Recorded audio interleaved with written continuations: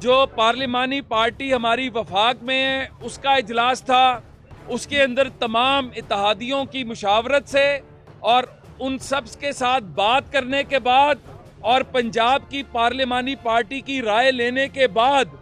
मुतफ़िका तौर पर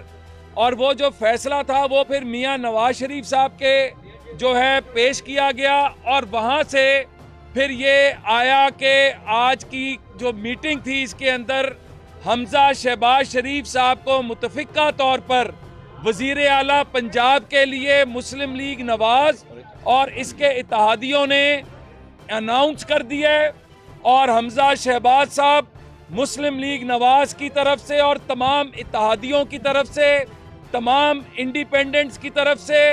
और वो तमाम ग्रुप्स जो पीटीआई या दूसरी जमातों में बैठे हैं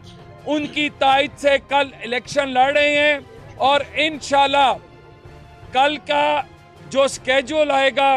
उसके मुताबिक जब भी इलेक्शन होगा पंजाब का अगला वजीर आला अब हमजा शहबाज शरीफ साहब होंगे। बहुत शुक्रिया। अच्छा साहब, ये बताइएगा कि जो इत्तेहादियों की अभी आपने बात की है, जो चीना ग्रुप है उससे आपकी बात चल रही थी, लेकिन अभी चौधरी परवेज के साथ उन्होंने मुलाकात की, उन्होंने कहा जी हम चौधरी परवेज के साथ हैं, तो अब ग्रुप रह जाते हैं जहांगीर तरीन ग्रुप और अलीम खान ग्रुप, तो आपके साथ कौन कौन है?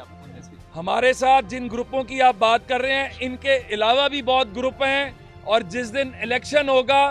उस दिन हम आपको सरप्राइज देंगे और ये नंबर बहुत ऊपर तक जाएगा। यहाँ पर मैं आपको बता दूं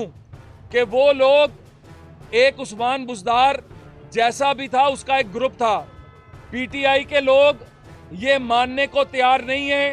कि अक्सरियती होते हुए वो 10 सीटों वाले परवेज इलाही साहब को वो वज़ीर आला बना दें। बहुत ज़्यादा